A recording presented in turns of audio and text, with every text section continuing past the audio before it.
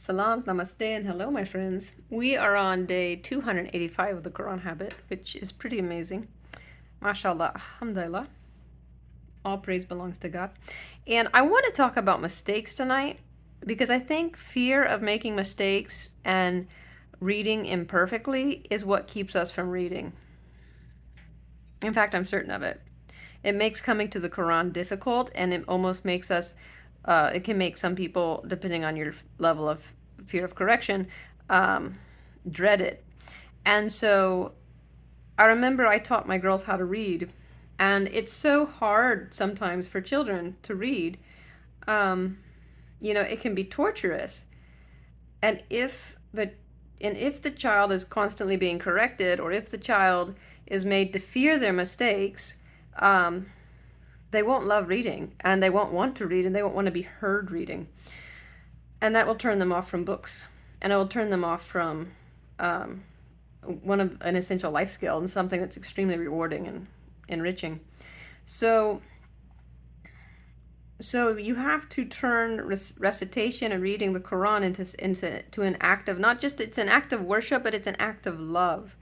So I read the Quran because I haven't found anything as beautiful as the Quran when it's recited. And I'm not saying that because I think that I sound great reading it. I think the Quran sounds amazing no matter who reads it. I think when we try to read it well, the way that the Prophet, peace be upon him, read it, that the Quran is so exquisite. And when we endeavor for that excellence, it gives an incredible amount of satisfaction, and you want to make your tongue moist with it. You want to make it, fill your breast with it. You want to, be in touch with it. So tonight I just want to share, if you make mistakes, if you are afraid of making mistakes, everyone does. Professional reciters do, native Arabic speakers do. It is natural to make mistakes while reading. And emerging readers, especially people who are approaching Arabic as a second language, that's learning languages requires making like innumerable mistakes. And it's in learning from those, gradually, slowly over time, that we get better and better at it. So, so that's all I want to share tonight, is that the mistakes are not something to feel ashamed of. In fact, we're getting double the reward. And that's, I think, the reason that hadith was revealed to the Prophet, peace be upon him, that God inspired him to say this, is that